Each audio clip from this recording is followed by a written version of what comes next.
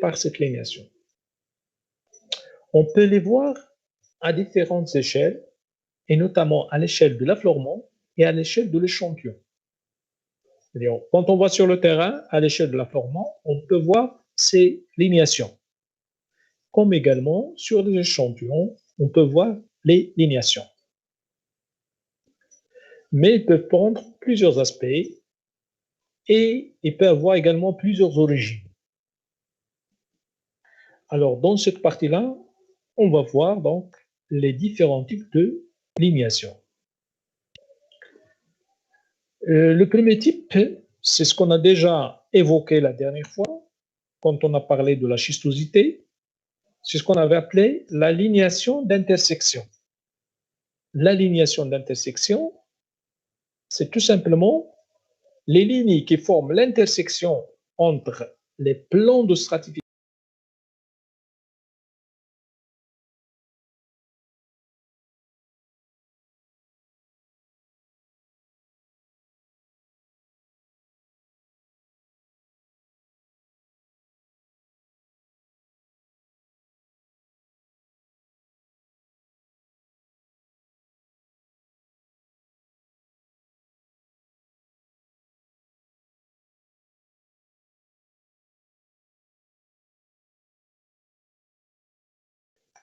S0 slash S1, ou bien L majuscule 0, 1, tout simplement.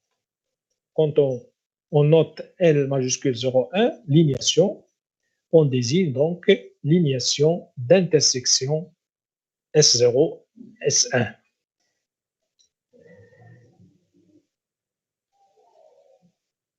Alors ici, c'est l'alignation d'intersection entre la stratification, les surfaces de stratification et les plans de schistosité. Mais dans certains cas, on peut avoir l'alignation d'intersection entre deux schistosités, entre deux plans de schistosité. Alors dans ce cas-là, on note cette lignation L majuscule 1,2, c'est-à-dire S1, S2. Schistosité 1, schistosité numéro 2. Parce qu'un échantillon peut être affecté par deux générations de schistosité, si vous voulez. 1, 2. Voilà donc sur cette figure-là, comme vous voyez ici, vous avez des plans. Vous avez le plan S0 ici horizontal, ici, ce plan-là, S0. Donc on peut l'avoir également ici, S0. On peut l'avoir également ici, un plan horizontal comme ça. On peut avoir le S0 ici, par exemple, ce plan-là, etc. Il s'agit ici de plans, donc la S0 ici, c'est-à-dire les limites de stratification sont horizontales, limites horizontales ici. Dans ce cas de figure, dans cette figure-là, S0, des plans horizontaux. S1, regardez, c'est ce plan-là. S1, c'est ce plan-là. C'est un plan incliné. Incliné. D'accord? Alors, l'alignation d'intersection S0, S1, sur cette face-là, c'est ces plans-là. Regardez, c'est ces lignes-là, pardon. C'est des lignes, cette ligne-là. Mais sur ce plan-là également, l'intersection de S0, S1, c'est ces lignes-là. On peut avoir des lignes comme ça. On peut avoir des lignes comme ça, comme lignation d'intersection. C'est l'intersection de ces plans S1 et des plans S0. Alors, je vais vous montrer ça sur ce schéma que j'ai fait ici. Donc, vous avez le plan S1, c'est-à-dire la schistosité. Vous avez les plans de S0, la stratification. Alors, l'intersection, c'est ici. L'intersection de ce plan-là, S0, avec ce plan-là, S1, c'est cette droite rouge. C'est ce qu'on appelle l'alignation d'intersection S0, S1. Donc, c'est facile à comprendre. Là également, vous avez une structure plissée, c'est-à-dire des plis schistosés. Et comme vous voyez ici, regardez l'axe du pli, il est là. Le plan axial, elle est là. Plan axial. Alors, vous avez la schistosité, c'est ces plans-là. Les plans parallèles ici, c'est en gros, c'est des plans parallèles au plan axial, si vous voulez. Mais bien sûr, avec ce qu'on avait appelé la réfraction de la schistosité. Regardez ce trait rouge, par exemple. Vous avez la réfraction de la schistosité au niveau des couches.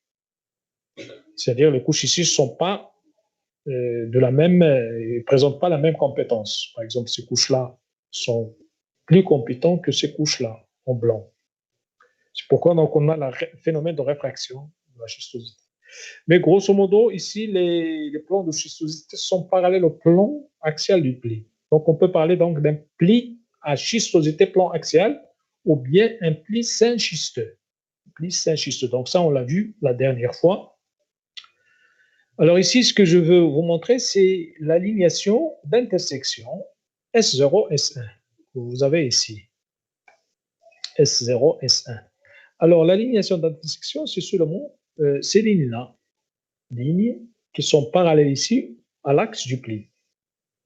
Cette ligne-là, c'est l'alignation d'intersection entre la surface de stratification et la schistosité, les plans de schistosité. Parce que le plan de schistosité, regardez, c'est ces plans-là. Ce plan-là. La stratification, c'est ces limites-là. Ces limites. Alors, l'intersection entre ce plan-là et ce plan-là, c'est cette droite-là. C'est ce qu'on appelle donc la lignation d'intersection. Le deuxième exemple de lignation, si vous voulez, c'est la lignation de crénulation. Alors, la lignation de crénulation, c'est tout simplement les lignes correspondant, si vous voulez, aux charnières des microplis. Souvenez-vous bien, quand on a vu la schistosité de crénulation, on a dit que c'est l'ensemble donc des microplissements que subit la roche quand il se déforme, donne donc un aspect, si vous voulez, de crénule ou bien de microplis. Alors, les charnières ou bien les microcharnières de ces microplis, qui sont généralement anguleuses, microcharnières ou bien des charnières anguleuses sous forme de crénule, et c'est ce qu'on appelle donc l'alignation de crénulation. Il s'agit donc de microplis serrés et réguliers. Alors, leurs charnières forment des lignes. Leurs charnières donc forment des lignes, c'est ce qu'on peut appeler donc l'alignation de crénulation. C'est ce que vous avez sur ce schéma-là, par exemple. Regardez, donc ici vous avez un pli, on peut dire qu'il s'agit d'un pli couché, mais sur l'un des flancs de ce pli-là, regardez, vous avez des microplissements. Et ces microplissements-là présentent des charnières sous forme anguleuse ou bien sous forme de crénule. Et ces crénules-là forment des lignes qu'on appelle l'alignation de crénulation. Ici, voilà donc l'alignation de crénulation comme ça. Lignation de crénulation. Là, sur cette photo, vous avez la même chose. Donc, ces traits-là, ces microplissements, bien ces charnières de ces microplissements, on peut les voir ici facilement, forment donc ce qu'on appelle l'alignation de crénulation, comme ça. Alignation de crénulation. Regardez l'échelle ici, c'est 1 cm. C'est très petit. C'est centimétrique. Un autre exemple de lignation, c'est la lignation minérale.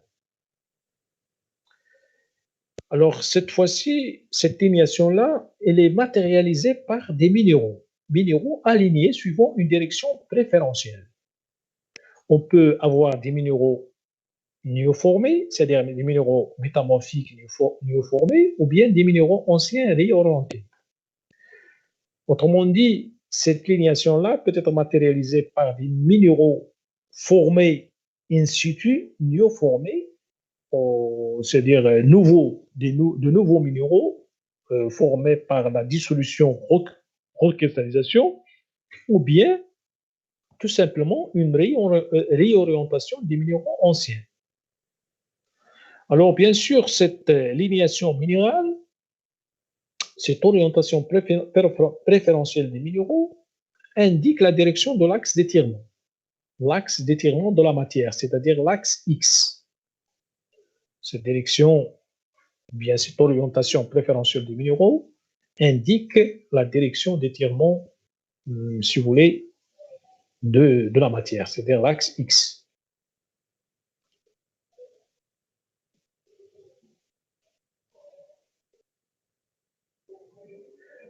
Vous avez également l'alignation d'allongement, bien d'étirement. Ici, l'alignation, elle est marquée par l'étirement des objets, bien l'allongement des objets présents dans la roche. Quand la roche est déformée, les objets également vont être déformés et ils vont subir, si vous voulez, un étirement, et ils vont former donc ce qu'on appelle l'alignation d'allongement bien d'étirement. Alors, les objets qu'on peut avoir dans les roches, c'est par exemple des galets, par exemple des fossiles, pourquoi pas, et des minéraux aussi, etc. Des minéraux, hein, donc surtout quand il s'agit de minéraux de grande taille, c'est ce qu'on avait appelé les phénoblastes. Les phénoblastes, c'est-à-dire des minéraux de grande taille. Alors, qu'on peut voir, bien sûr, à l'œil nu. Alors, ces objets-là, ils peuvent être étirés de façon continue ou bien discontinue. Et on obtient donc des fragments alignés, des minéraux alignés, des fossiles alignés, des fossiles entiers ou bien des fragments de fossiles alignés. Alors, ces alignements d'objets donnent ce qu'on appelle l'alignation d'allongement bien d'étirement. C'est ce que vous avez sur ce schéma, ou bien sur ce bloc diagramme. Donc, vous avez une roche. Alors, ces ellipsoïdes, on les a placés pour vous indiquer donc l'allongement, bien l'étirement des objets. Par exemple, ici, regardez, vous avez l'allongement dans ce sens-là.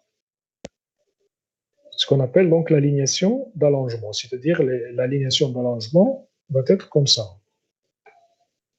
Les lignes comme ça, parallèles, hein, parallèles. Ou bien ici, la même chose. Des lignes parallèles comme ça donnent l'alignation d'allongement. Parce que regardez, les objets sont étirés dans ce sens-là. Étirés, donc déformés et étirés dans ce sens-là. Alors, dans ce cas de figure, bien sûr, on peut placer, bien on peut établir, si vous voulez, l'ellipsoïde des contraintes. On peut mettre la direction des contraintes. Dans ce cas, sigma 1 présente une direction comme ça. La contrainte maximale sigma 1, et par conséquent, donc la contrainte. Alors voilà, donc vous avez l'axe de raccourcissement Z dans ce sens-là, et vous avez l'axe d'étirement bien d'allongement dans ce sens-là. X, c'est parallèle bien sûr à l'alignation d'allongement. X, étirement bien allongement. L'axe de raccourcissement va être perpendiculaire et donc le sigma 1 il va être parallèle à l'axe Z ici. La contrainte minimale va être parallèle à l'axe d'étirement bien d'allongement, sigma 3, contrainte minimale. Voilà donc comment on peut placer les contraintes maximales et minimales en fonction donc de cette lignation d'allongement bien d'étirement.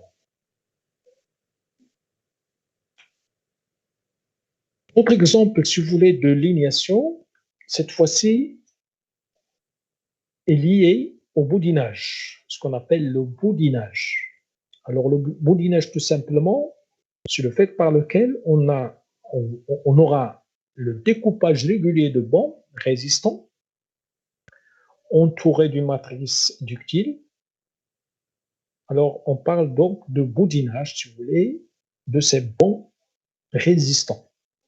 C'est-à-dire, imaginez, vous avez une roche dans laquelle on a, par exemple, un niveau de quartz entouré par des niveaux, par exemple, d'argile ou bien de marbre. Le quartz, donc, il est très plus compétent, si vous voulez, très dur par rapport aux marnes et argiles. Donc, quand ces roches subissent, si vous voulez, des contraintes, alors les, les niveaux les niveaux argileux ou bien marneux, c'est-à-dire moins compétents, vont se déformer sans se casser. Tandis que le niveau de quartz va donc se casser parce qu'il s'agit d'un niveau très dur, très résistant. Au lieu de se déformer, il va donc se casser, il va donc se découper, subira donc un découpage régulier en bancs résistants, c'est-à-dire avec en niveau, en fragments ou bien en morceaux résistants, et qui reste donc entouré de la matrice qui va être déformée. Alors, tout simplement, ces baguettes, si vous voulez, c'est ce que vous avez ici sur ce schéma-là. Alors, les baguettes parallèles, on va avoir donc des baguettes parallèles comme ça, une baguette ici, des baguettes ici. Les baguettes parallèles définissent l'alignation de boudinage. Ces baguettes-là, regardez des baguettes, c'est-à-dire, alors ici, vous avez l'état initial, le niveau, il y a la couche noire, c'est le niveau dur, résistant. Puis de part et d'autre, vous avez des niveaux ductiles, plus ductiles. Alors ces niveaux plus ductiles, regardez quand on exerce une contrainte sur cet ensemble-là, ces niveaux ductiles vont se déformer, tandis que le niveau dur, il va donc se casser. Donc ici, c'est le début de la déformation. Ici, c'est la fin de la déformation. Donc, à la fin, on obtient ce qu'on appelle les boudins ou bien des baguettes parallèles. Ça, c'est les boudins. Ça, c'est un boudin. Ici, c'est un boudin. Ici, c'est un boudin. Les baguettes parallèles, donc, qui définissent, on obtient donc ces baguettes comme ça, d'autres baguettes ici, parallèles, qui définissent l'alignation de boudinage. Alors, l'étirement ductile, puis la rupture des baguettes définit la direction d'allongement. Ça, donc les couches, ou bien les niveaux ductiles vont subir un étirement, ils vont subir, si vous voulez, un étirement, et les baguettes, c'est-à-dire du niveau dur, il va y avoir donc rupture du niveau dur en baguette ici, en noir. Alors, ces éléments-là définissent, si vous voulez, la direction de l'allongement. Donc, la direction de l'allongement, c'est cette direction-là. Pardon? C'est cette direction-là. Vous l'avez également ici. Vous l'avez également ici. Direction d'allongement et d'étirement. Alors, ici, on parle donc de l'alignation de boudinage. L'alignation de boudinage. C'est la même chose ici. Donc, vous avez ici l'état initial, c'est-à-dire avant déformation. Quand on commence la déformation, il va y avoir donc l'étirement des couches ductiles et le début donc de découpage, si vous voulez, du niveau dur. Puis à la fin ici, comme vous voyez, le niveau dur est découpé en boudins, ce qu'on appelle les boudins. Et donc l'étirement de ces baguettes-là indique le sens, si vous voulez, ou bien la direction d'allongement de la matière. Donc ici, l'étirement, ou bien l'axe d'allongement, ou bien d'étirement, c'est cet axe-là. Autrement dit, la contrainte maximale ici, elle est comme ça, sigma 1.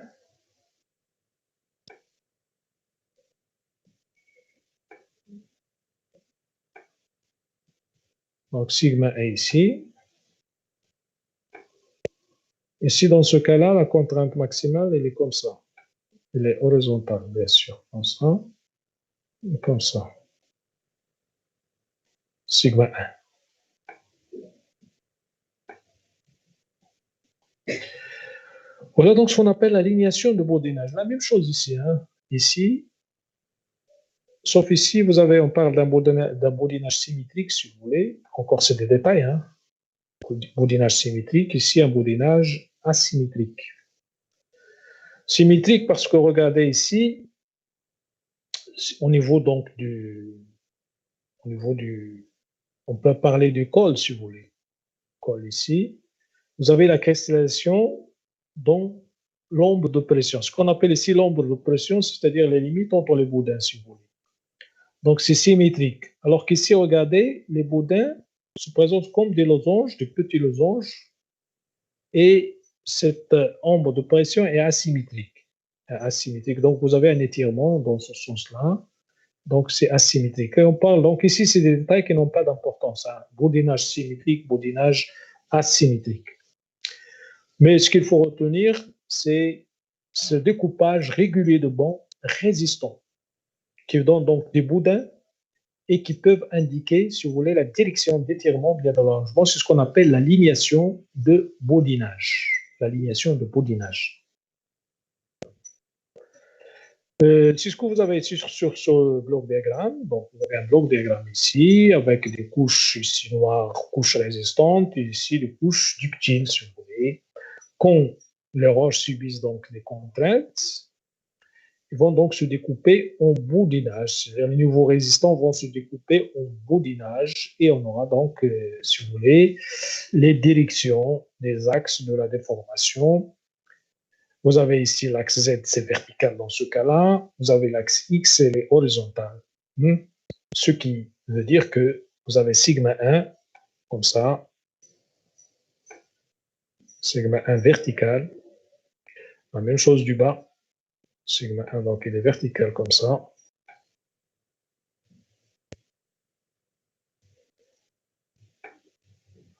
Voilà, c'est ce qu'on a mis ici. Donc sigma 1, il est vertical, flèche jaune.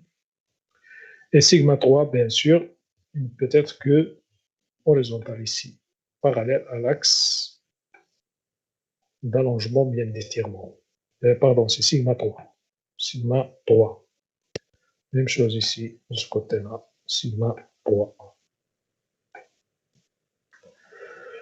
Voilà, c'est ce que vous avez donc ici sur ce bloc diagramme. Sigma 1 vertical, sigma 3 horizontal.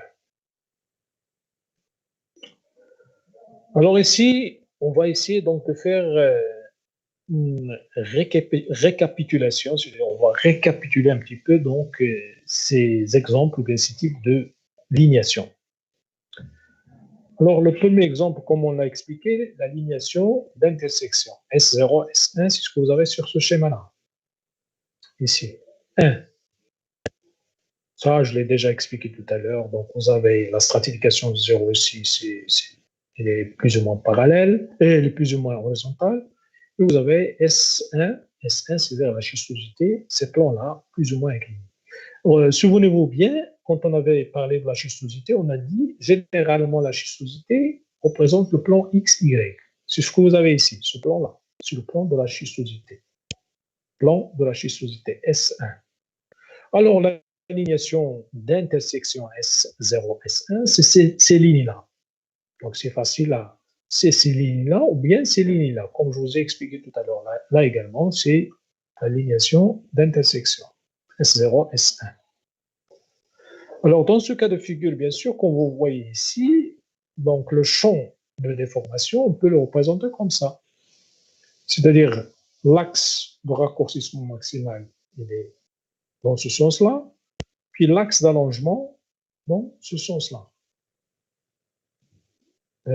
L'axe d'allongement bien d'étirement, c'est-à-dire X comme ça et Z comme ça. Voilà donc le champ de contrainte pour ce cas de figure, bien sûr. Deuxième exemple, c'est la lignation de forme, bien les lignations de forme. Ici, vous avez plusieurs types, plusieurs exemples de lignation, et notamment la figure 2 et 5. 2, vous l'avez ici, la figure 2 ici, et la figure 5. Alors, ces deux lignations-là, on les appelle par exemple les lignations de forme, à savoir la lignation de crénulation, qu'on avait expliqué tout à l'heure, ici, et la lignation de boudinage qu'on vient d'expliquer, ici. C'est ce qu'on appelle les lignations de forme. Alors ici, pour le champ de contrainte, donc vous avez l'axe Z ici, bien sûr, il va être horizontal, puis l'axe X, il va être vertical ici. C'est presque la même chose qu'ici. Parce que la contrainte maximale, ici, il va être comme ça, c'est-à-dire sigma 1. Donc sigma 1 comme ça, horizontal. Puis sigma 3, il va être vertical. Sigma 1 ici. Puis sigma 3 va être vertical, comme ça. Sigma 3. Donc ici, vous avez le raccourcissement maximal, axe Z. Vous avez l'allongement, bien l'étirement maximal, axe X. Pour la granulation de boudinage, c'est ce qu'on vient d'expliquer. Donc, vous avez l'étirement ici, il est horizontal. Donc, l'axe X est horizontal. Vous avez le raccourcissement vertical, l'axe Z vertical. Donc, sigma 1 vertical, sigma 3 horizontal. C'est simple donc à comprendre. Ici, sigma 1. Vous avez donc l'alignation. Donc, vous avez l'alignation de boudinage. LB ici, c'est l'alignation formée par les boudins, les baguettes. Les baguettes, vous avez l'alignation comme ça. Vous avez une autre alignation comme ça. Vous avez une autre alignation comme ça, par exemple. Alignation par boudinage ou bien alignation de boudinage. Ici, pour l'alignation de granulation, c'est les crêtes ou bien les charnières, les micro-charnières, des micro-plis qui vont former donc des lignes. Des lignes, ce qu'on appelle l'alignation de granulation. C'est des lignes comme ça, c'est des lignes parallèles. Alignation de granulation. Voilà donc pour ce qu'on peut appeler l'élimination de forme. Troisième exemple, lignation de croissance minérale. Lignation de croissance minérale, 3 ici. Ici, vous avez une déformation accompagnée donc de la croissance minérale.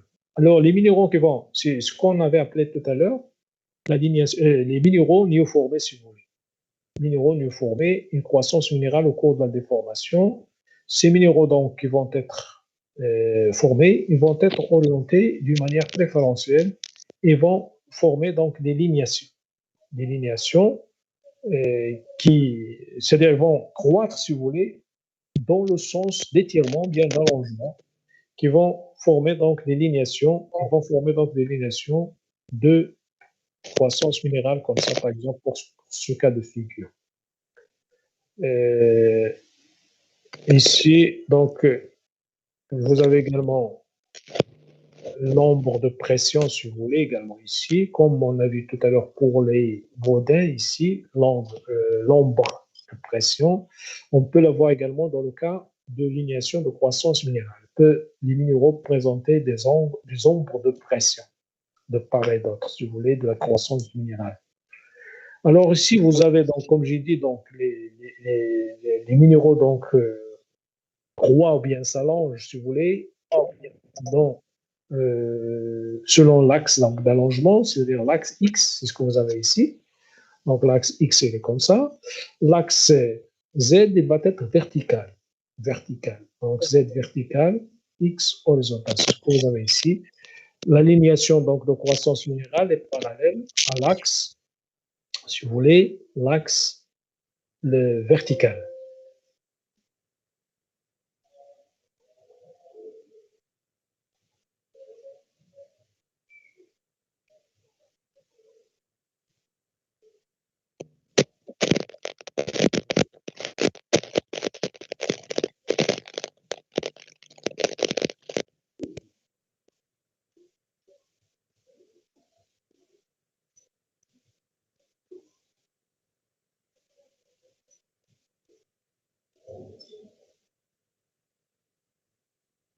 Donc, pour l'alignation de croissance minérale.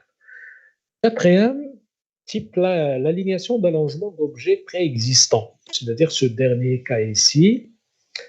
Donc, c'est ce qu'on avait appelé tout à l'heure, donc l'alignation d'allongement, bien d'étirement, si vous voulez, d'objets préexistants. Objets préexistants, comme j'ai expliqué, peut-être un fossile, peut-être un minéral, et peut-être autre chose. Alors, bien sûr, l'étirement des objets va se faire, si vous voulez, parallèlement à l'axe d'étirement, c'est-à-dire l'axe X. Alignation d'allongement. Regardez ici les objets étirés, allongés, suivant l'axe X. Donc ici, vous avez l'axe X horizontal et l'axe Z, vous l'avez, l'axe Z elle est verticale. Cela veut dire que sigma 1 ici, il est vertical, comme ça. Sigma 1. Et voilà, sigma 1. Sigma 3, elle va être horizontale. C'est-à-dire comme ça, horizontale. Sigma 3. La même chose de ce côté-là. Voilà, donc sigma 3. Voilà donc, grosso modo, les différents types de lignation peuvent accompagner, si vous voulez, la déformation des roches. Alors, ces lignations, les lignations minérales, c'est-à-dire 3, par exemple ici, et lignation d'allongement en 4 ici, et le boudinage ici, ces 3 types de lignation donnent avec précision la direction de l'axe X de l'ellipsoïde de déformation. C'est ce qu'on a expliqué. C'est-à-dire, ces lignations sont donc les lignations les plus importantes qui peuvent nous indiquer la direction de l'axe d'allongement, bien d'étirement maximal, d'une manière assez précise. Au contraire des deux premiers types de lignation, c'est-à-dire la lignation d'intersection S1 et S0 et la lignation de granulation.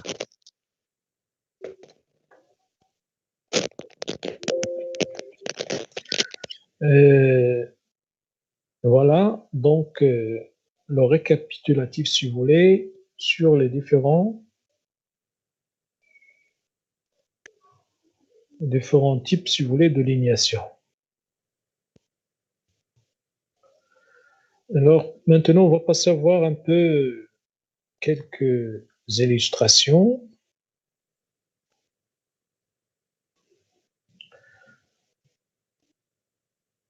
Alors, vous voyez ici sur cette photo, c'est une photo donc d'affleurement, photo de terrain. Alors, sur cette photo-là, vous voyez donc, il montre des objets déformés. Regardez donc les objets. On ne sait pas de quoi il s'agit, mais en grande partie, c'est des fragments de roche. C'est des morceaux de roche, mais déformés sous forme de lentilles ici, sous forme de quelque chose qu'on appelle des lentilles. Lenticulaires, présente un aspect lenticulaire, regardez, et parallèle. Hein. Alors, ces lentilles-là indiquent, si vous voulez, ils présentent donc un axe d'allongement qui matérialise, si vous voulez, qui est parallèle à l'axe d'allongement bien d'étirement maximal. Donc, si je prends par exemple cette lentille-là, donc vous avez son allongement comme ça. Celle-là, la même chose comme ça. Et regardez les autres, par exemple, ces petites lentilles comme ça, présentent un axe d'allongement comme ça. Donc, tous ces axes-là d'allongement, regardez, sont orientés d'une manière préférentielle, parallèle entre eux. C'est ce qui donne donc la lignation d'allongement ou bien d'étirement. Donc, on peut voir des lignations comme ça. On peut les tracer facilement comme ça, des lignations comme ça.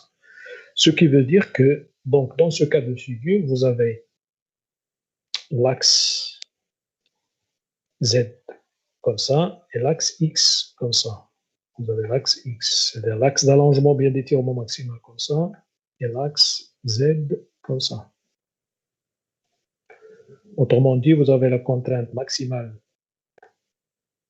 sigma 1, comme ça, orientée comme ça, et la même chose de ce côté-là, sigma 1, et vous avez sigma 3, orienté comme ça, contrainte minimale, sigma 3. Et la même chose de ce côté-là, sigma 3. Voilà donc le champ de contrainte et le champ de déformation, si vous voulez, pour ce cas de figure. Il s'agit là de lignation d'allongement bien d'étirement. Cette photo, comme vous pouvez le constater, les microplis, un ensemble donc de microplis, et dans les charnières forment la lignation de crénulation. Donc, vous avez une lignation de crénulation comme ça, vous l'avez également ici, vous les avez ici, regardez ici, c'est clair, donc on peut voir des lignation de crénulation, voilà, lignation de crénulation. Alors là également, donc on peut, si vous voulez, déduire, si vous voulez, le champ de déformation et de contrainte. Alors la lignation de crénulation ici, il est parallèle, si vous voulez, à l'axe X. Qu'est-ce que ça veut dire ça? Ça veut dire que l'axe X ici, il est, si vous voulez, horizontal, et l'axe, l'axe Z, l'axe Z ici, il est horizontal, c'est-à-dire il est comme ça, Z, c'est-à-dire l'axe de raccourcissement maximal, et l'axe, ça ne marche pas, donc l'axe Z comme ça, et l'axe X vertical. Donc ici, Z, c'est le raccourcissement, oh là là, raccourcissement maximal. Ici, l'axe X, étirement maximal, vertical. Cela veut dire que, tout simplement, vous avez sigma 1 comme ça, sigma 1, même chose de ce côté-là, sigma 1, et sigma 3 vertical. Alors, il s'agit là de lignation de crénulation accompagnée, si vous voulez, de la schistosité, bien sûr, la schistosité de crénulation. Alors, dans cette photo-là, on parle, on voit, si vous voulez, des morceaux découpés, des morceaux de niveau ici découpés, par exemple ici, ce niveau-là, et par exemple également ici, regardez, ici et ici. Alors, tout simplement, c'est ce qu'on avait appelé le boudinage, le phénomène de boudinage, le fait d'avoir donc des niveaux résistants dans une matrice plus ductile. Ces niveaux résistants-là se découpent en morceaux. Ce que vous avez également ici, se découpent en morceaux qu'on appelle des boudins et dont donc structure de boudinage, si vous voulez, ou bien un phénomène de boudinage. Et ce phénomène de boudinage, bien sûr, quand on a donc des boudins parallèles, on obtient donc des lignations de boudinage, la lignation de boudinage. Alors, dans ce cas de figure, donc, vous avez donc les boudins ici, regardez, les boudins alignés comme ça. Donc, des lignations comme ça. On peut voir également des lignations comme ça, hein, etc., etc. Alors, en général, donc, l'étirement est parallèle donc, à ces lignes, bien cette lignation de boudinage. Et par conséquent, donc, on peut déduire le champ de contrainte et de déformation également ici. Donc, vous avez ici l'axe X, il est horizontal, l'axe d'allongement bien d'étirement maximal, et l'axe Z ici, il est vertical, l'axe de raccourcissement maximal. X horizontal et Z vertical. Et par conséquent, on peut placer les contraintes sigma 1 vertical, sigma 1 vertical comme ça, et sigma 3 horizontal. Sigma 3 comme ça, horizontal. C'est-à-dire la contrainte minimale. Contrainte minimale. Sigma 3, voilà. Alors ici, on peut parler d'un contraste de ductilité qui est très important entre les constituants du boudin et la matrice. C'est ce que vous avez ici, contraste de ductilité. Donc ici, les niveaux boudinés sont très résistants. Les niveaux donc déformés ici, c'est des niveaux ductiles. La même chose ici, regardez, donc le niveau résistant ici, qui se découpe en morceaux, en boudin. Donc c'est ce qu'on appelle la lignation de boudinage. La même chose ici,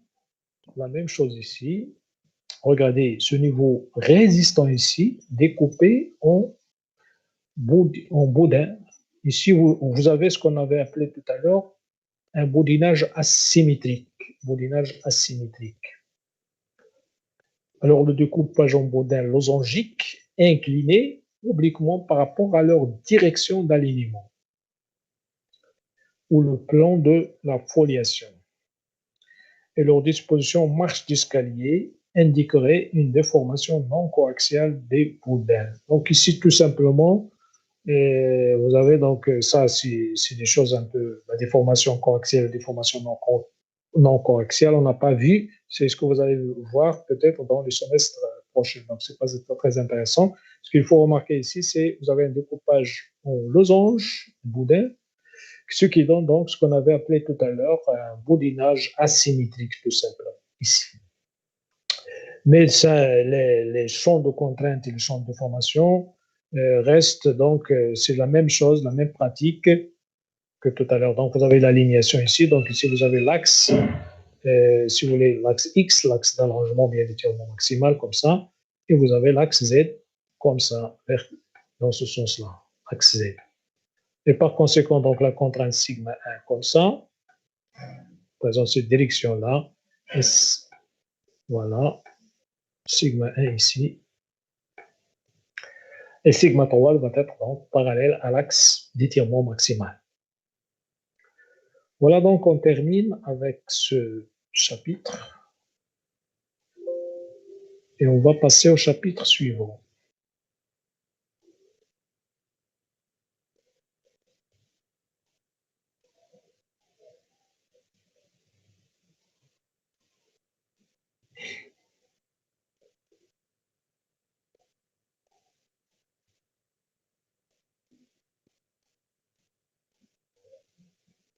Pardon, monsieur.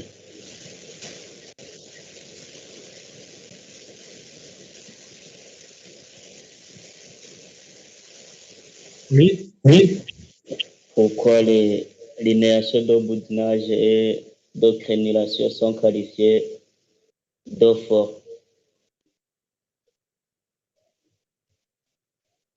Vous gardez votre question à la fin, s'il vous plaît.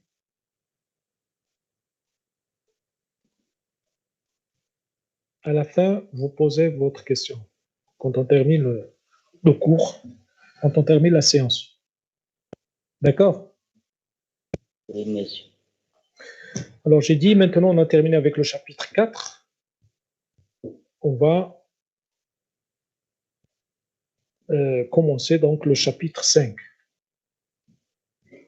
Alors, dans ce chapitre 5, on va voir ce qu'on appelle la notion de niveaux structuraux, ou bien la notion d'un niveau structural, si vous voulez, un niveau structural, des niveaux structuraux.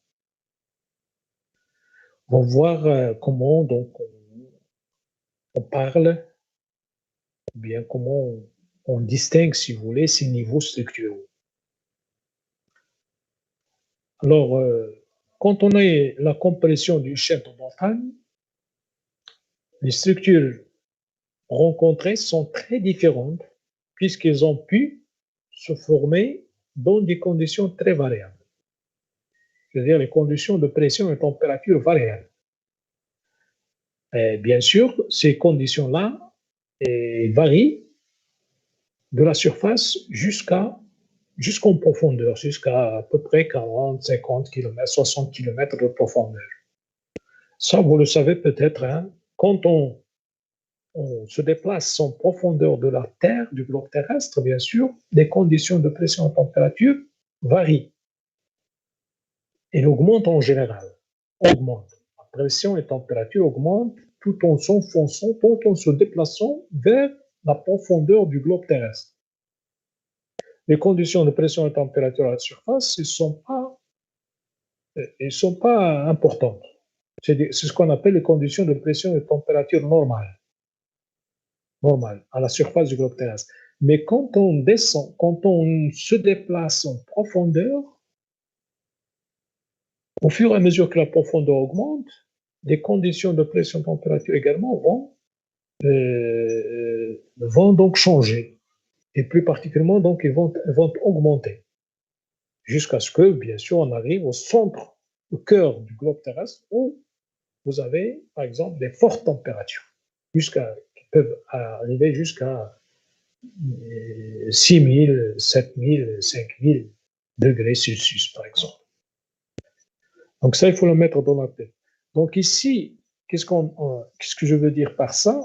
Ce que je veux dire que quand on est sur le terrain, quand on va dans une chaîne de montagne actuelle, par exemple le Haut Atlas, si on prend par exemple le Haut Atlas, ici la chaîne de montagne du Haut Atlas, alors on va rencontrer des structures géologiques.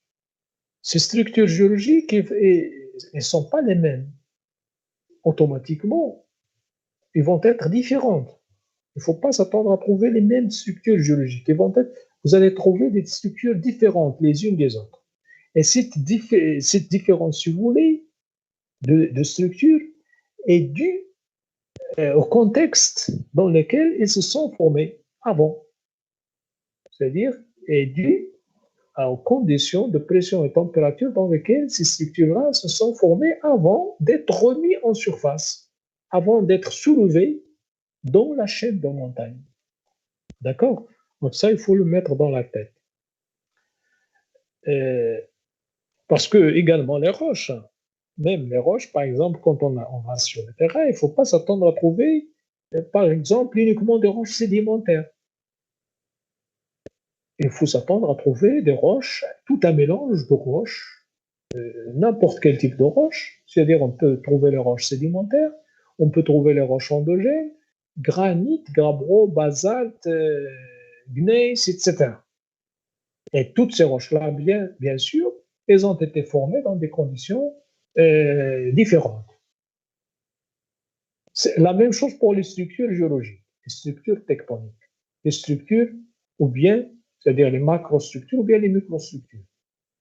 Il faut s'attendre à trouver différents types de structures au niveau d'une région donnée, au niveau d'une montagne, d'une chaîne de montagne donnée, parce que chaque structure est se formée dans des conditions typiques, bien spécifiques, avant d'être remis en surface, bien d'être soulevé dans la chaîne de montagne.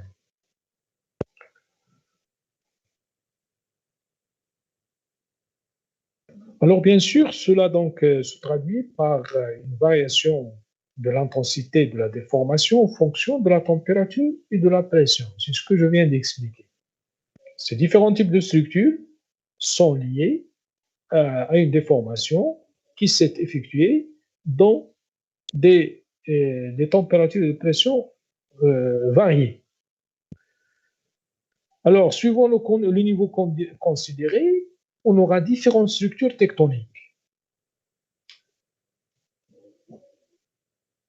Selon donc les niveaux considérés au niveau du globe terrestre, si vous voulez, on va voir différents types de structures tectoniques issues donc de différents mécanismes de déformation. Ici, donc, au niveau de chaque niveau, caractérisé par une pression et une température donnée, il va y avoir différents mécanismes de déformation qui vont produire à la fin des structures tectoniques typiques, ce qui permet de subdiviser cet ensemble en une série de domaines où les lois de la déformation restent les mêmes. C'est-à-dire, tout en examinant donc cette profondeur du globe terrestre et en essayant donc de voir des niveaux où les lois de la déformation sont constantes, c'est-à-dire les lois de la déformation constantes donnent les mécanismes de déformation particuliers, et on essaie donc de subdiviser cette profondeur, si vous voulez, cette coupe au niveau du globe terrestre en certains niveaux, c'est-à-dire des niveaux qui ont les mêmes lois de déformation. Quand on a les mêmes lois de la déformation, c'est-à-dire des lois constantes et des mécanismes particuliers, on parle d'un niveau. Et quand on passe d'un niveau à un autre, il va y avoir donc changement de ces lois et changement des mécanismes de déformation. Alors, on appelle un niveau structural tout simplement une zone. Je m'excuse, je n'ai pas mis le... Donc, on appelle un niveau structural une zone de l'écorce terrestre où les mécanismes de déformation sont les mêmes. Donc, vous avez l'écorce terrestre, vous avez des zones où vous avez des mécanismes de déformation constants, les mêmes. Alors, on qualifie cette zone-là d'un niveau structurel. Donc, on peut avoir plusieurs niveaux structuraux, depuis la surface de l'écorce terrestre jusqu'en profondeur. C'est ce qu'on va voir donc dans ce chapitre. Et avant, il faut qu'on fasse un rappel sur les mécanismes de déformation. Ici, c'est un rappel, hein, juste un rappel parce qu'on a déjà vu ça. Donc, vous avez les types de déformation. Il y a déformation cassante, bien discontinue, tectonique cassante, ou bien déformation discontinue. C'est une déformation non pénétrative. C'est pas comme la déformation ductile, qu'on avait qualifiée de déformation pénétrative. Elle affecte surtout les matériaux compétents, les roches dures compétentes, et engendre donc la formation de plombs de rupture. C'est ce qu'on appelle les failles. Ce qu'on avait appelé les failles. Développement de plombs de rupture, ce qu'on avait appelé les failles. Est-ce qu'on tire déformation ductile ou bien la tectonique ductile ou bien déformation continue, elle est pénétrative, matériel plastique ou bien ductile, et formation de plis, de schistosité, de foliation, etc. Au lieu d'avoir les failles. Hein. Alors, les mécanismes de déformation. Donc, on a vu les différents types de déformation, rappel. Maintenant, on va faire rappel sur les mécanismes de déformation. On va voir déformation par cisaillement. Cisaillement, mécanisme, un mécanisme donc de déformation, c'est un mécanisme de cisaillement. Alors, ce mécanisme de cisaillement, il se déroule, ou bien se produit dans les conditions de déformation plus faibles. C'est-à-dire, il se déroule en général à la surface de l'écorce terrestre, c'est-à-dire là où on a les conditions de pression-température normales, pression-température faible. Voilà, donc, se produit à la surface de la Terre. Donc, en général, ce mécanisme de déformation, si vous voulez, c'est le mécanisme de la tectonique cassante, bien déformation discontinue. Là, c'est ce que je viens de dire. Donc, vous avez la déformation cassante, création de plans de rupture, ce qu'on avait appelé donc faille. Et si c'est un matériel compétent, dur, faille, microstructure cassante. Le produit du cisaillement, c'est des failles et des microstructures cassantes. Exemple ici, vous avez faille décrochante, décrochement, mouvement du cisaillement, etc. Vous avez sur cette photo-là, vous avez des failles, deux failles normales conjuguées. Vous avez une faille ici, vous avez une autre faille ici, par exemple. Deux failles normales conjuguées. Bloc ABC, bloc soulevé. Même chose ici, bloc ABC, bloc soulevé. Ce qu'on appelle donc mécanisme de déformation par cisaillement. Deuxième mécanisme, c'est le mécanisme par flexion. Ça, on l'a vu également quand on a parlé donc de la tectonique ductile.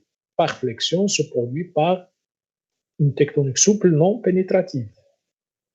Et on obtient donc la formation des plis isopaques. C'est donc un matériel incompétent, c'est-à-dire un matériel ductile, si vous voulez, une déformation simple avec conservation de l'épaisseur des couches, ce qu'on appelle donc, on obtient donc ce qu'on avait appelé des plis opaques ou bien plis failles parfois. On peut avoir des plis failles, hein?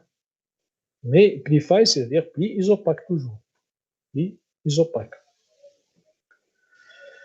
Il peut y avoir glissement des bancs sur bancs, donc tectonique cassante associée. On peut avoir une tectonique cassante qui va être associée à cette déformation ductile. Hein. Souvenez-vous bien, on a dit que peut avoir des fonds de tension ici, au niveau des flancs. Fonds de tension ici, hein, c'est de la tectonique cassante. Il peut y avoir un glissement des bancs sur bancs et on peut avoir des stries de glissement ici, au niveau de la surface des bancs. Stries de glissement.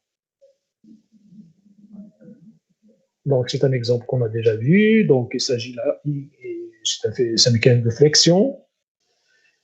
Pli isopaque, regardez les fentes de tension. Toutes ces lentilles, ou bien ces fentes blanchâtres ici, c'est des fentes de tension. Donc, c'est la tectonique cassante, microstructure de la tectonique cassante. On peut avoir un glissement des bancs sur bancs, formation donc des skis de glissement à la surface des bancs.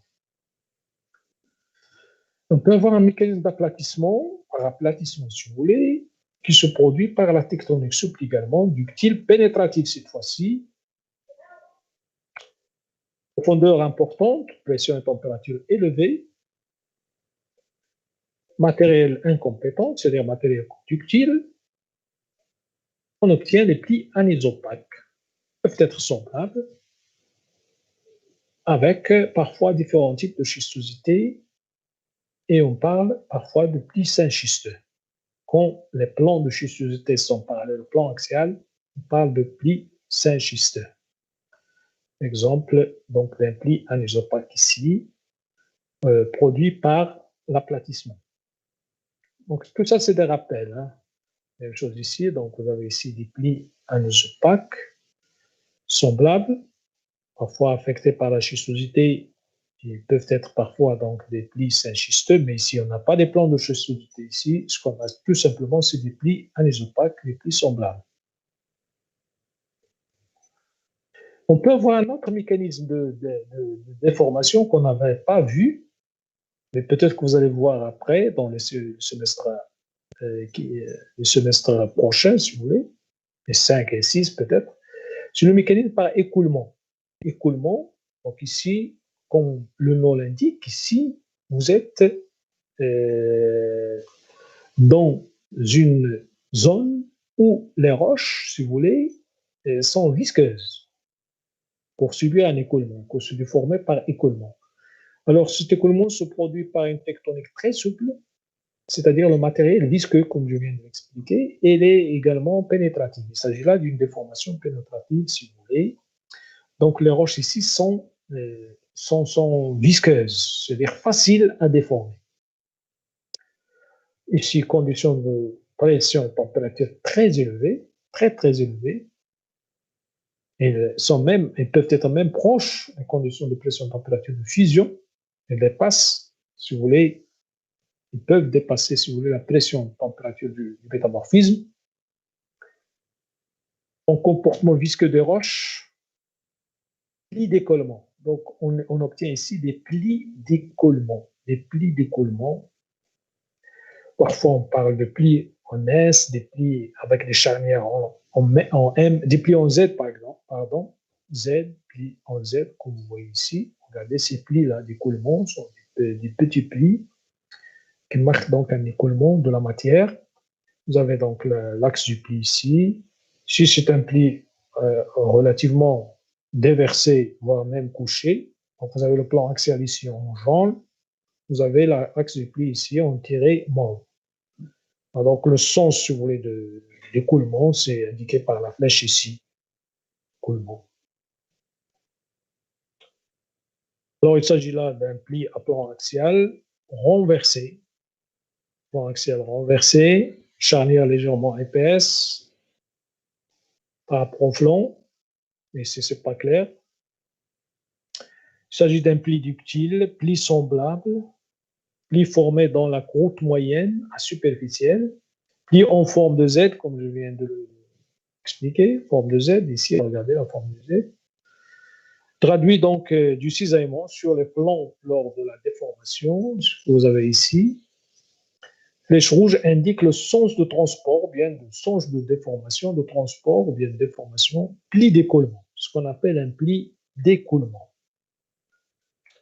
Même chose ici, pli d'écoulement en Z. Regardez, pli d'écoulement en Z ici. Vous avez les charnières en M. Charnières en M, la même chose ici. C'est-à-dire les charnières qui présentent des plis, des plissements, des microplissements, et donnent donc la forme de la lettre M. Mais peut-être ça, vous allez le voir, comme je dis, prochainement en détail. Charnière épaisse par rapport au flanc. Il s'agit donc d'un pli ductile. Et à plan axial subvertical ici, pli semblable, peut avoir de la foliation, haute température, courte, moyenne, à profonde.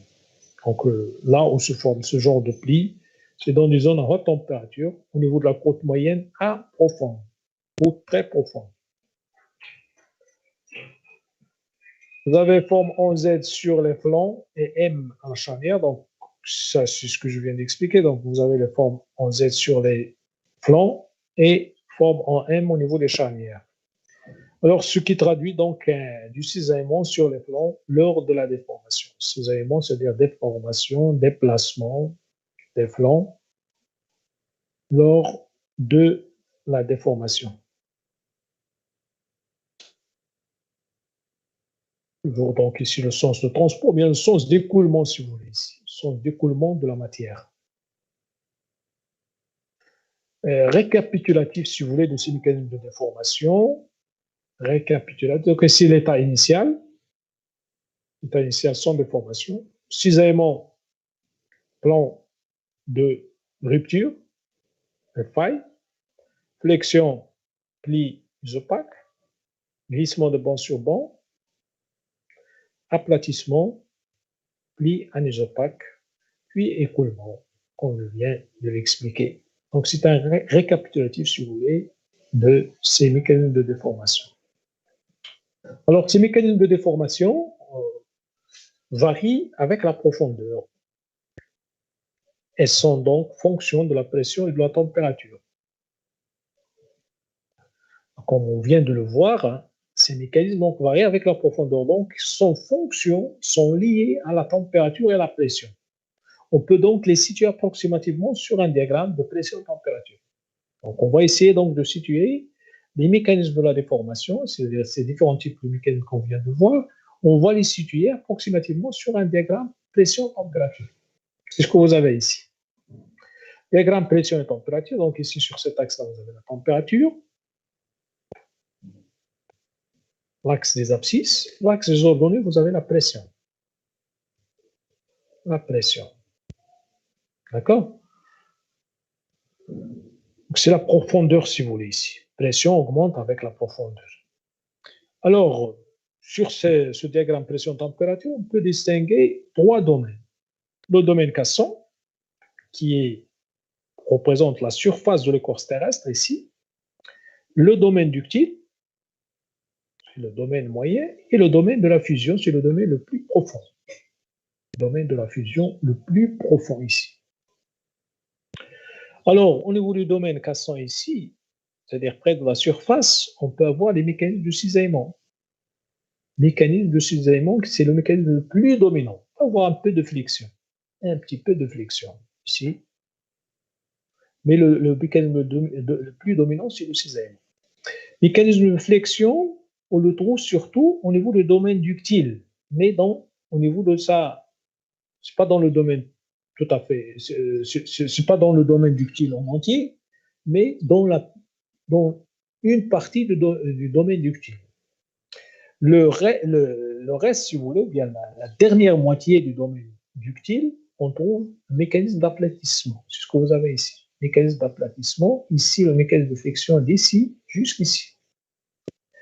Puis après, le mécanisme d'écoulement, une partie du domaine ductile, mais la grande partie, c'est dans le domaine de fusion.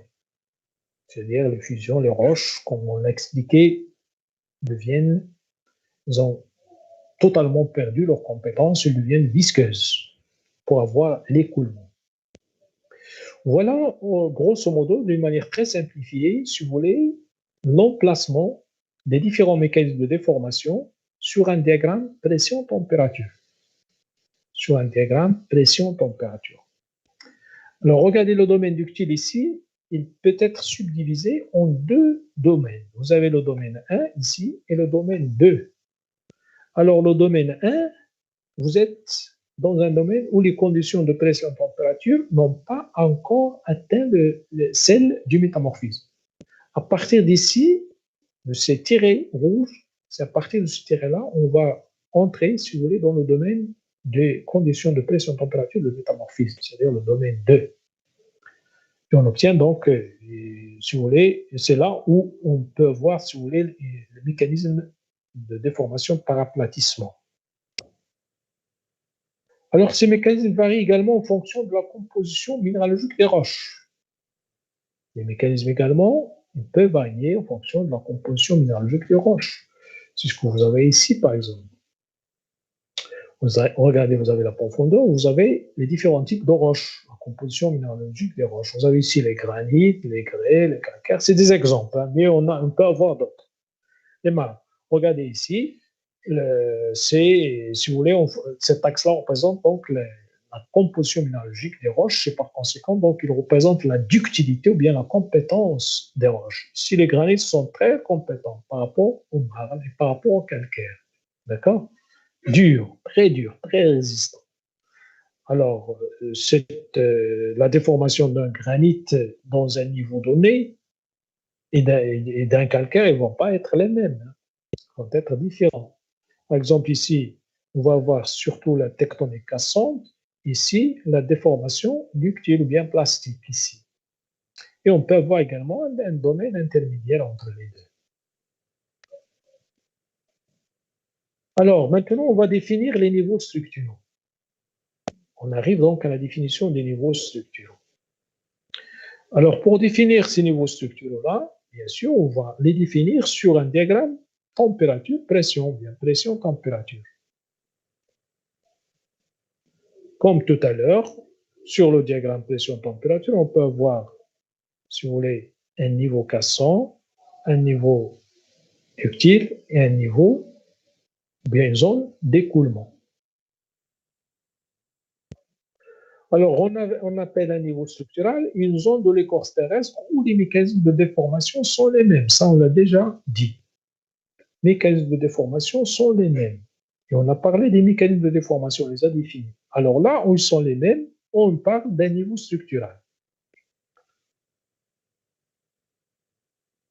Alors, en superposant la définition du niveau structural au diagramme de pression et température que vous avez ici, on ne peut que distinguer trois niveaux caractérisés chacun par un mécanisme de déformation. C'est ce que vous avez ici. Trois niveaux. Vous avez le niveau structural supérieur ici, qui caractérise donc la zone du domaine, ou bien le domaine cassant. Vous avez le niveau structural moyen et vous avez le niveau structural inférieur ici. Alors, le niveau structural supérieur est caractérisé par une tectonique cassante. On a des failles, surtout des plans de discontinuité. Le niveau structural moyen caractérisé par les plis isopaques, c'est-à-dire plis déformation par flexion. Et le niveau structural inférieur caractérisé par des plis avec schistosité. C'est-à-dire ici, vous avez un plissement par aplatissement, bien déformation par aplatissement, niveau structural inférieur. Mais dans ce niveau structural inférieur, on peut avoir on peut avoir des niveaux. Le niveau 1, le niveau 2, le niveau 3. Alors 1, c'est un niveau proche, donc du niveau structural moyen. 2, c'est un niveau moyen du niveau structural inférieur. Et le niveau 3, elle est proche de la zone d'écoulement. Apparition de l'écoulement, c'est-à-dire la fusion ici. Alors, cette répartition, ou bien cette subdivision en zones, ou bien niveau 1, 2, 3 du niveau structural inférieur, se fait selon, si vous voulez, les conditions de pression et température. Donc ici, conditions de pression et température relativement faibles. Ici, conditions de pression et température en 3 ici, élevées. Alors ici, donc comme j'ai dit, on obtient donc des plis et on a des plis et la schistosité. Et après, donc, quand on dépasse l'apparition du coulement, bien la fusion, on obtient des plis d'écoulement. Voilà donc les niveaux structuraux, si vous voulez. On va les résumer sur ce bloc diagramme. Bloc diagramme qui représente donc une coupe au niveau donc de la croûte ou bien de l'écorce terrestre. Regardez ici en haut, vous avez les chaînes de montagne. Les chaînes de montagne, regardez ici avec des failles, avec des plans de discontinuité, des chevauchements, etc., des reliefs, etc. Alors, c'est cette surface, si vous voulez, ou bien cette écorce, la surface de l'écorce terrestre, c'est là où on a c'est ce niveau-là qui correspond au niveau structural supérieur. Niveau structural supérieur dans lequel la déformation se fait par le cisaillement. Cisaillement, c'est-à-dire, il s'agit donc d'une déformation discontinuité qui donne donc des plans de fracture discontinus, ce qu'on appelle les failles ou bien les chevauchements ou bien les décrochements, etc. Voilà donc la caractéristique de ce niveau structural supérieur. Et se fait, bien sûr, cette déformation se fait dans des conditions de pression et température normales de la surface de la Terre. Quand on s'enfonce un petit peu dans la profondeur, quand on avance, on se déplace en profondeur de la Terre, on arrive sur le niveau structural moyen.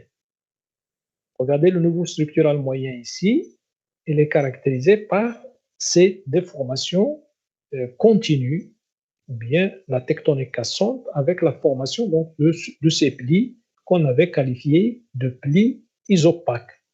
Mais parfois, comme je dis, on peut avoir des plis failles. Regardez, on a également des failles ici, des failles.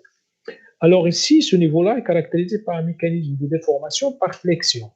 Et on obtient ce qu'on avait appelé les plis isopaques ou bien plis failles. Plis isopaques ou bien plis failles. Alors, ce niveau structural-là, il est limité à sa base par un front qui s'appelle le front supérieur de la schistosité. Le front supérieur de la schistosité. C'est-à-dire, quand on dépasse ce front-là, on va arriver à un niveau où vous avez la schistosité. C'est le niveau structural inférieur. Le niveau structural inférieur est compris entre le front supérieur de la schistosité et la limite supérieure de la foliation, ici. Limite supérieure de la foliation. C'est-à-dire, au-dessous ici, vous aurez donc la foliation et vous allez atteindre, si vous voulez, en bas, tout à fait en bas, début de la fusion. Début de la fusion ici, c'est-à-dire granit d'anatyxie. D'accord? Alors, le niveau structural inférieur, regardez, vous avez également des chiffres qui indiquent un peu la profondeur. Ici, 5000 mètres. Ici, donc, c'est 10 000 mètres. Regardez, 10 000 mètres. Donc, c'est très profond. Alors, le niveau structural inférieur, il est caractérisé par un mécanisme d'aplatissement et écoulement également. Et les plis ou bien les structures qui se forment, ce sont surtout les plis anisopaques, l'apparition de la schistosité et de la foliation. Schistosité et foliation. Donc, les caractéristiques, si vous voulez, de ce niveau structural inférieur. Donc, je répète encore, c'est un niveau limité par deux limites. La limite supérieure qui représente le front supérieur de la schistosité et la limite inférieure qui représente la limite supérieure de la foliation. Puis après, le reste ici, c'est le domaine, si vous voulez, d'écoulement. C'est l'écoulement. Il va y avoir surtout mécanisme de déformation par écoulement et formation des plis d'écoulement ici. Voilà donc d'une manière très simplifiée les différents niveaux structuraux qu'on peut avoir au niveau donc de l'écorce terrestre. Niveau structural supérieur, niveau structural moyen, niveau structural inférieur, puis après sur le domaine, si vous voulez, la zone d'écoulement et le domaine de fusion des roches. Je pense que c'est tout ce qu'on a pour ce chapitre. Alors ici, vous avez le front supérieur de la schistosité, je l'ai expliqué tout à l'heure. Voilà, donc c'est tout ce qu'on a pour ce dernier chapitre. Et donc, c'est le dernier chapitre avec moi. Et vous allez reprendre avec la tectonique des plaques, avec un autre enseignant. Peut-être, ça sera peut-être la semaine prochaine, si vous voulez, selon la disponibilité de l'enseignant.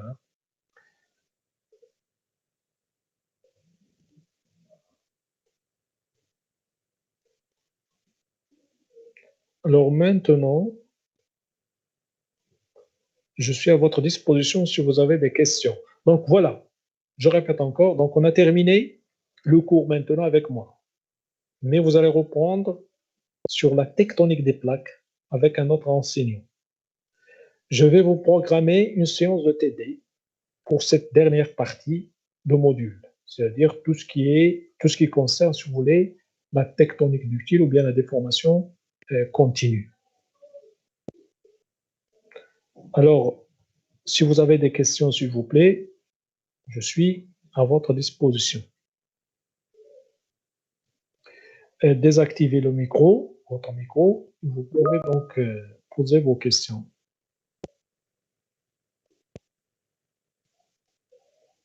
Tout à l'heure, il y a quelqu'un qui m'a posé une question tout à l'heure.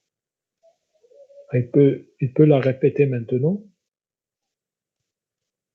Oui, monsieur. Oui. Et je voudrais savoir pourquoi les linéations de boudinage et de crénulation sont qualifiées de linéations de fort.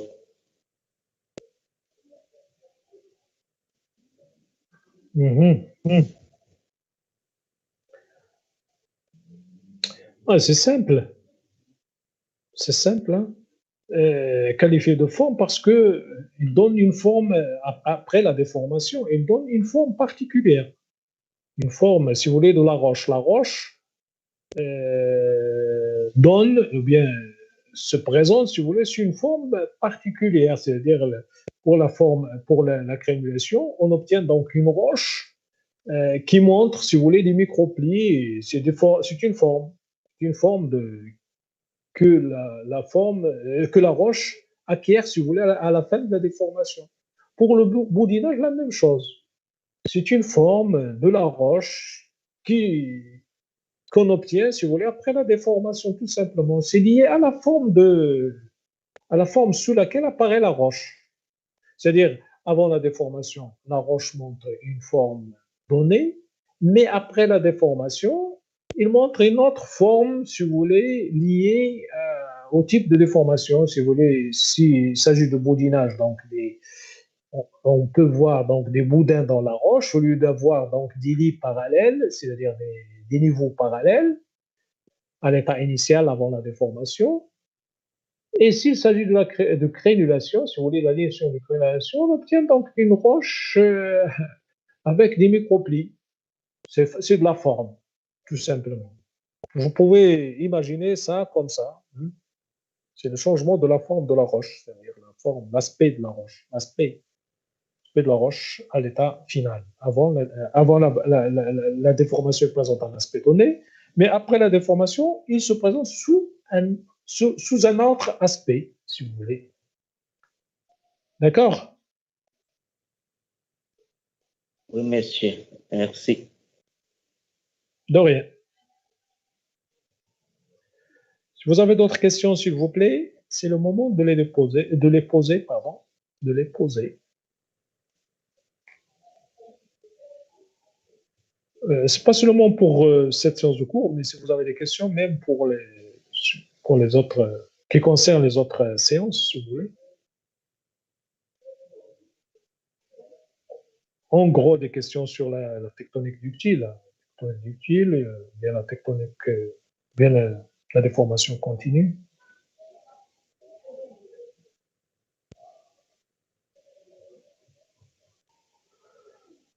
Monsieur, Oui. monsieur, j'arrive pas à faire la différence entre l'alignation minérale et l'alignation d'allongement étirement. C'est presque la même chose, sauf l'alignation minérale. Elle intéresse uniquement les minéraux. Les minéraux, je répète encore, des minéraux néoformés ou bien des minéraux anciens mais réorientés. Voilà donc pour l'alignation minérale. C'est-à-dire les minéraux néoformés se forment selon des orientations préférentielles au moment de la déformation. Mais également, on peut avoir des minéraux, une réorientation préférentielle des minéraux anciens, c'est-à-dire des minéraux qui existaient avant, mais on les réoriente quand la roche subit la déformation. Et donne donc une sorte de lignation, c'est ce qu'on appelle l'alignation minérale. Pour l'alignation d'étirement bien d'allongement, il ne concerne pas uniquement les minéraux, mais il concerne surtout d'autres objets tels que les fossiles, par exemple, tels que des fragments de roches aussi, des galets, par exemple, etc. N'importe quel objet qu'on peut avoir au niveau d'un terrain, quand il subit une déformation, ces objets-là, ils vont réorganiser donc des lignes références. C'est-à-dire qu'ils vont une déformation, c'est-à-dire qu'ils vont avoir un mouvement et un raccourcissement au niveau de l'objet. Ces axes, on vient des termes d'objets, on les groupe, on va être